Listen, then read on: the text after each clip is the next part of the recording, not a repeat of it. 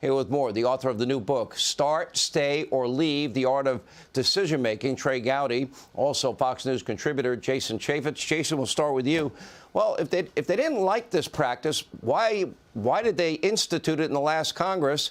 And where were all where was the condemnation from Swalwell and Schiff and others?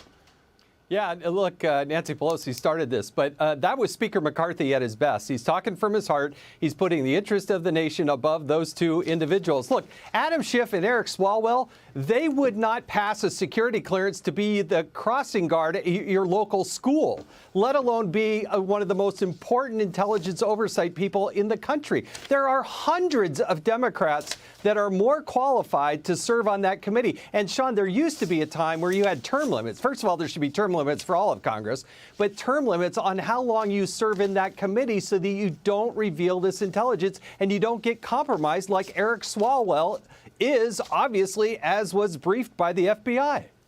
You know, and you know, Trey, look at the issue of Jim Jordan and Jim Banks taken off the Jan 6 committee. At that point, the committee was stacked. They put on the two Republicans that voted to impeach Donald Trump, the two people that hated Donald Trump. I don't blame Kevin McCarthy for saying this is a predetermined outcome. They didn't look into what the sergeant at arms had to say, or the Capitol Police chief had to say, or why in writing the mayor of D.C., Muriel Bowser, said no to guard troops at any time. Why didn't they look into those issues to prevent any incident in the future from ever happening? Yeah, Sean, that is the best analogy. It is not Ilhan Omar. It is what Nancy Pelosi did to Jimmy Jordan and Jim Banks. That was a select committee. The Intelligence Committee, which I served on, is a select committee. You either get selected or you don't get selected. So, look, Swalwell was a bit player.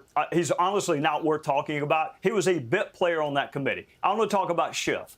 For a decade, Adam Schiff has kept you from information that you should have had, like the dossier, the fact that it was used in a FISA filing, who paid for the dossier. He went to court, Sean, to keep you from finding out things that were true. And then on the other hand, remember the whistleblower that he met with but said he did not, the allegations of collusion. The reason the media is upset is because now the New York Times and the Washington Post and Politico are not on the Intelligence Committee. Because Adam Schiff was the most serial leaker that I served with. Jason may have another opinion, but he was a serial leaker, which means those news entities now are not getting the information that they never should have gotten in the first place.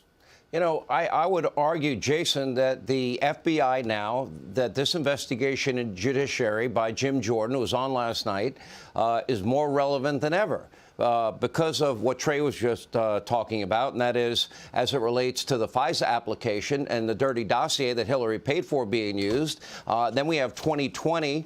You have a young FBI agent who wrote a thesis about how Trump and Russia colluded in 2016, setting up FBI agents to meet with big tech companies once a week and tell them and warning them, oh, you're going to be fed misinformation. It may even be about Hunter, because they had the Hunter Biden laptop since December 2019.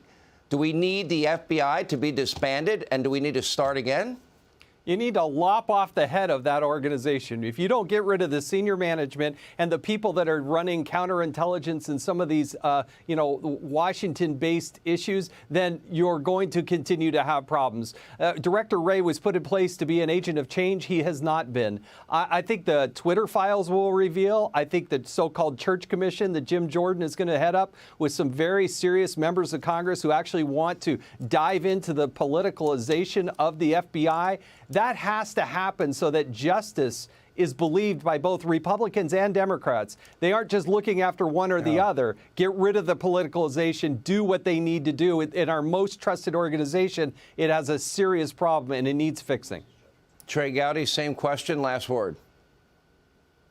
Well, speaking of a laptop, Sean, you just proved the point. What did Adam Schiff say? He said it was Russian disinformation, even though John Lee Ratcliffe, the DNI, said it was not. And everybody knew it was not. But Schiff said it anyway because it was politically expedient to say, congratulations to that reporter. She got Kevin McCarthy more upset than I've ever seen him in the whole time I've known him.